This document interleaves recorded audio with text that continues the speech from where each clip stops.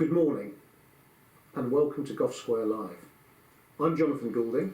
And I'm Anna Medlinskaya. Today, Anna and I are going to be discussing the topical issue of the information a prosecutor is required to provide to a magistrate's court when it applies for a summons in cases which have time limits. What is the extent of the information required and what is the effect if that information is not provided? This issue has been before the administrative court 3 times recently and caused much angst amongst those involved in such cases. All those involved in local authority enforcement know that there are legislative time limits in which to bring proceedings. If time runs out, there is no jurisdiction to commence the prosecution. We are all familiar with the 6-month time limit from the date of the offence for bringing summary offences under section 127 of the Magistrates' Court Act 1980. Likewise, we are familiar with many statutes and regulations which provide a particular time limit. Classic examples are the time limits provided in the Food Safety and Hygiene England Regulations 2013, that's Regulation 18, and Regulation 14 of the Consumer Protection from Unfair Trading Regulations 2008. In these, it is provided that no prosecution shall be begun after the expiry of 3 years from the commission of the offence or 1 year from its discovery by the prosecutor, whichever is the earlier. The time limit provisions themselves have provided the court with many interesting issues to determine. They are important cases because they go to the heart of the jurisdiction to bring a case. If you're out of time, the case cannot be brought. However, what has concerned the administrative court over the past couple of years has concerned not the construction of the time limit provisions themselves, but what information a prosecutor must provide in a time-limited case at the time of applying for a summons and the consequences if that information is not provided. Local authority prosecutions usually commence by way of an application to the Magistrates' Court for a summons alleging the offence. The Criminal Procedure Rules, Part 7, provide the procedure for this. It is one of the provisions under this part of the Criminal Procedure Rules that has been the subject of the recent flurry of judicial consideration. Criminal Procedure Rule 7.2 brackets 3 brackets small b brackets Roman numeral 1 provides that in the application for the summons, the prosecutor must demonstrate that the application is made in time if legislation imposes a time limit. This seems very straightforward. So how has this rule proved to cause problems and have to be considered by the administrative court on numerous occasions? It all started with the judgment of the High Court in the Bakers of Nailsea case, handed down in November 2020. To say this caused surprise and concern amongst those involved in such cases may be an understatement.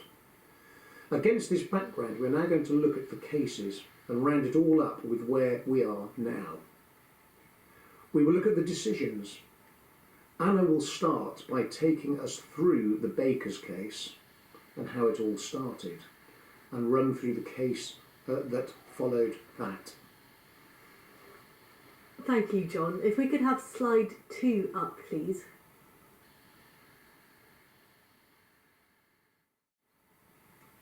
Thank you. Bakers is one of these cases that is, for better or worse, etched in the memories of most of us practising in this field. But let's remind ourselves what it was all about.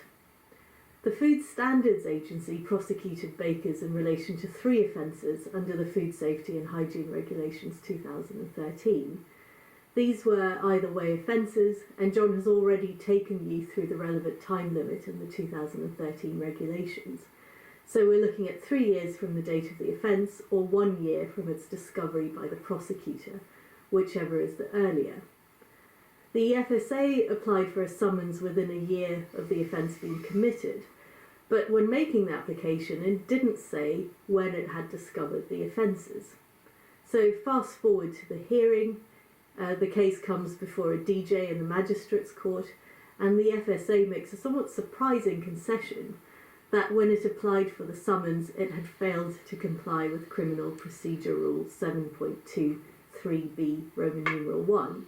In other words, it accepted, in the words of the rule, that it did not demonstrate that the application for a summons was made in time.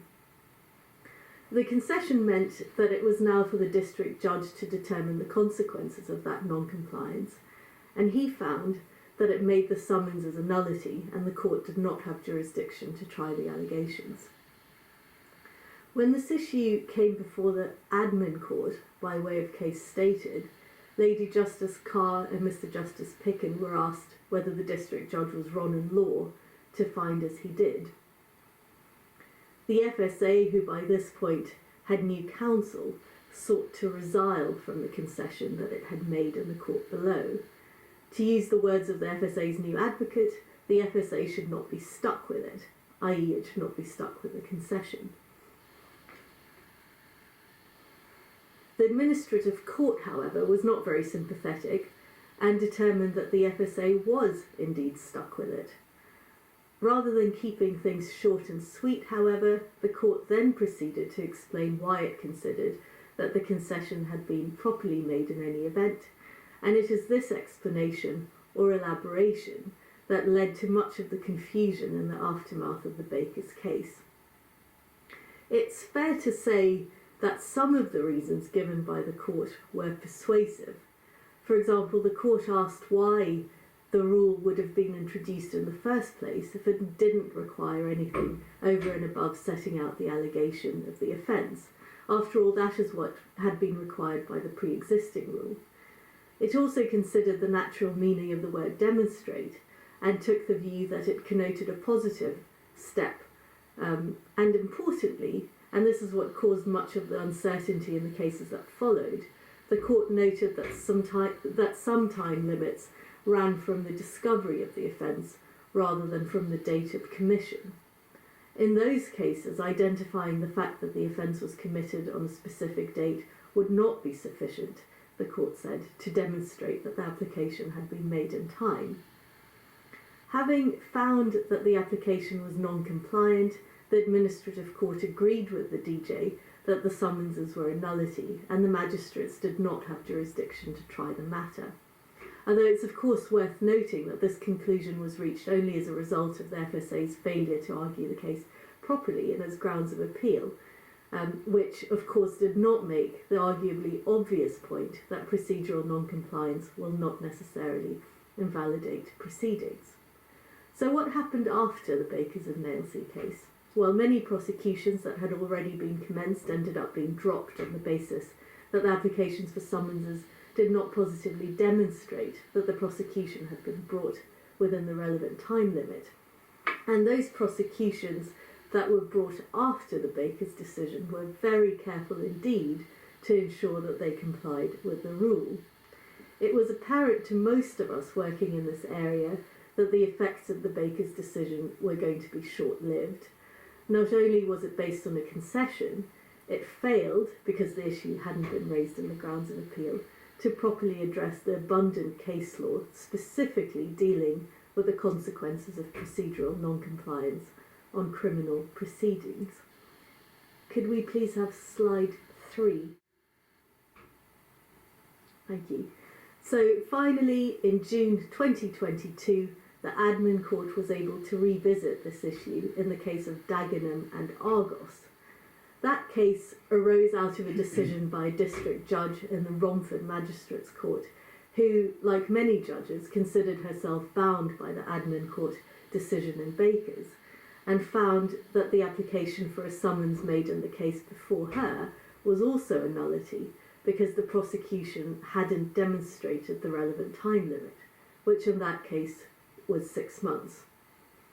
The prosecution appealed to the admin court by way of case stated, and the matter came before Lord Justice Edith and Mrs Justice McGowan, who noted that there were 2 distinct questions. The first was, did the application for the summons comply with the rule? And the second was, if not, what were the consequences of that non-compliance? The court took the view that neither of these questions had been properly considered in Bakers, and so Bakers was of limited assistance. After all, you'll recall that in relation to the compliance question, the FSA and Bakers had made a concession, and in relation to the consequences question, i.e. what happens if there's non-compliance, this hadn't been dealt with for procedural reasons because of the way the grounds of appeal had been put. And in addition to that, the court noted that the time limit that applied in Bakers was different. It was not the usual summary-only time limit of 6 months that applied, but a more complex one that was specific to the offence. As for the administrative court's musings in Bakers on the first question, i.e. whether there was a breach of the criminal procedure rules, the court in Argos noted that they were entirely obiter. There was plainly no need at all to answer that question because of the concession that the FSA had made. The court then proceeded to consider the two questions itself. In relation to the first, i.e. whether the informations complied with the CPR, the court took the view that the Bakers' judgment was clearly wrong, but only insofar as it related to the 6-month time limit under Section 127 of the Magistrates' Court Act. The court expressly chose not to express a view on the offences with more complex time limits. In the summary-only context, all the reader needed to know was that the offence was summary-only and the date of the offence, which of course is stated in the application for a summons anyway. So in that situation, you look at the date of the offence, you add 6 months, and it should be apparent, the court said, from that, whether the information has been laid in time. So moving on to the second question, which is, if there is non-compliance, what does that mean for the proceedings? The court noted that the rule was a procedural one. It was designed to assist the court in performing its common law duty, and a prosecutor's failure to comply with it would not, in the court's view, deprive the court of its jurisdiction. Because the court confined its judgment to summary-only offences, it left open the question of whether offences with different time limits, such as those calculated from the date of discovery, would be treated differently. Luckily, this question made its way to the divisional court in the case of Chopsticks, which was able to provide some further clarity and which John will tell you about now. Over to you, John. Thank you, Anna. If we could have slide 3 up, please. So the Chopstick case, which the reference is there on that slide, followed Argos. If we could take the slide down, please. What we can see from the cases that Anna has gone through is that Argos considerably diluted Bakers. However, following Argos, things have developed further. The court considered the rule again and the narrow issue of its operation, under which an application for the issue of a summons must demonstrate that it is made in time, and the effect of non-compliance. In October 2021, a district judge refused an application by Chopsticks Trading Limited for a declaration that summonses issued and served on it were invalid, thereby removing the court's jurisdiction. Chopsticks obtained permission to apply for judicial review of that decision, and it came before Lord Justice William Davis and Mrs Justice Farby sitting in the administrative court, and it gave judgment on the 23rd of November 2022. Chopsticks faced 3 summonses brought by Luton Council for alleged offences contrary to Regulation 19 of the 2013 regulations. Regulation 18 of the 2013 regulations provides that no prosecution for an offence under the regulations shall be begun after the expiry of 3 years from the commission of the offence or 1 year from its discovery, whichever is the earlier. This provision being the same that applied in the Bakers case. In Chopsticks, the offences were alleged to have occurred on the 21st of January 2020. The time limit for prosecution of the alleged offences was, as a matter of fact, the 20th of January 2021. The email to Luton Magistrates Court accompanying the application for summonses and sent on the 14th of January 2021 did not mention the time limit. It simply said, "Please find attached summons for issue in relation to the above defendant." Further correspondence about the issue of the summons between Luton Council and the court did not mention the time limit. At the hearing in the Magistrates Court, the district judge found there had been non-compliance with the rule, relying on the Bakers' decision. However, she found this was a procedural failure which did not invalidate the summons or deprive the court of jurisdiction to try the alleged offences. On appeal, the administrative court preferred the approach in Argos to that of Bakers of Nailsea. It agreed with the observation in Argos that what was said in Bakers of Nailsea in relation to compliance was unnecessary to the division in that case. The observations were only obiter dicta and not legally binding precedent. The court went on to hold it is not necessary for the application to state explicitly what the time limit is for the application for a summons to demonstrate that it is in time and therefore compliant. The application for a summons is directed to the court and there will be compliance with the rule so long as the first instance court can glean from the application information necessary to establish whether the application is in time. It found that the rationale in Argos must be of general application. In Argos, the administrative court was dealing with a summary-only offence. It concluded that whenever an application was made for a summons in respect of a summary-only offence, to which the 6-month time limit under section 127 of the Magistrates' Court applied, it was sufficient for the application to state the date of the offence for it to be demonstrated the offence was made in time. In Chopsticks, applying the Argos rationale, the court held the effect of the time limits in Regulation 18 was that any prosecution commenced within 1 year of commission of the offence inevitably will have been commenced in time. That is because the period of 1 year is the earlier of the 2 periods mentioned in Regulation 18. The time limit for an offence under Regulation 19 could not be less than 1 year, whatever the circumstances. As the court was able to identify that from the application, namely it being made 6 days within the time limit of 1 year, the application was within time and demonstrated by the detail given in the application. There was compliance with Rule 7. Whilst no view was expressed on how to frame applications made more than a year after the alleged commission of the offence, but said to be in time because the offence had not been discovered by the prosecutor, and the application is within 3 years of the commission of the offence, Chopstick does further dilute the impact of Bakers of Nailsea in relation to compliance with the rule. But it goes further still. The administrative court in Chopsticks went on to consider the consequences of non-compliance, even though it was strictly unnecessary. It decided to do so because it had heard full argument on the topic. In doing so, it also considered the reasoning in Argos on non-compliance, which concluded that breach of this procedural rule does not result in the prosecution becoming a nullity. In Chopsticks, the court said that absent clear indication to the contrary, such a procedural rule implemented by the Criminal Procedure Rule Committee cannot, in its breach, remove jurisdiction. It distinguished cases such as the Queen and Lachlan 2022 QB 680, where proceedings were a nullity because the express consent of the Attorney General to institute proceedings had not been obtained as required by statute. Now, rounding up those cases, let's see where we are. There's a fourth slide to go up, if that could just be popped on the screen, please. We think it can conclusively be said that the judgments of the administrative court in Argos and Chopstick have proved to be the nail-see in the coffin of Bakers of Nailsea and have provided some much-needed clarity. The detail that a prosecutor provides on the application for a summons, which includes the date of the alleged offence, will normally be enough to inform the magistrate's court that the offence is in time. 1, in summary offences to which the normal 6-month time limit applies, and 2, as a consequence of Chopsticks, the 1 year from discovery type of offence as well.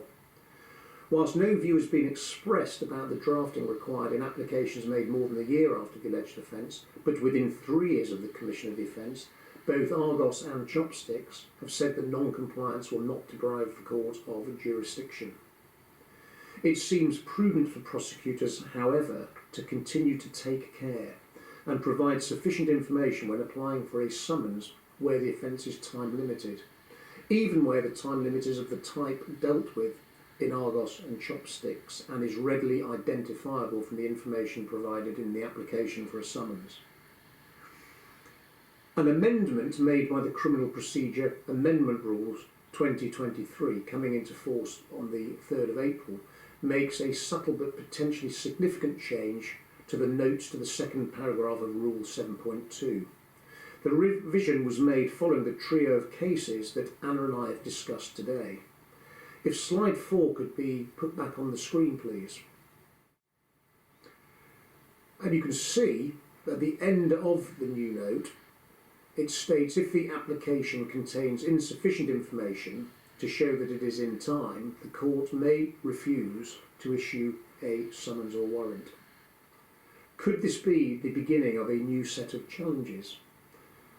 Does it risk that a court will refuse to issue a summons where no or insufficient information as to time limits is provided with an application for a summons? Two scenarios come to mind where the time limits may not be readily identifiable by dates alone and give the court cause to refuse to issue. First, if insufficient information is provided to explain why a 3-year long stop case is in time. Secondly, is a prosecution that provides insufficient evidence in an animal welfare case where the time limit is measured from the end of a 6-month period beginning with the date on which evidence which the prosecutor thinks is sufficient to justify the proceedings comes to his knowledge, could that be cause for a summons not to be issued? And that time limit is, that I last mentioned, is contained in the Animal Welfare Act itself, section 31(1)(b). In such scenarios I've just mentioned, it would make sense to provide sufficient information to demonstrate that the application was made in time with the application. For example, in the covering email. And in the animal welfare scenario, it would make sense to provide a certificate signed on behalf of the prosecutor stating the date on which such evidence came to his knowledge. Needless to say, it is not worth taking the risk of a summons not being issued when the time limit is imminent. So there is food for thought. Thank you very much for listening, and just a piece of admin for the next Gough Square Live. It will be on the 4th of April at 11 a.m, and the topic will be time limits, and that will be the provisions themselves upon which there have been developments in the last 2 or 3 years which are of interest. So please do tune in then, and invites will follow. Thank you very much. Thank you.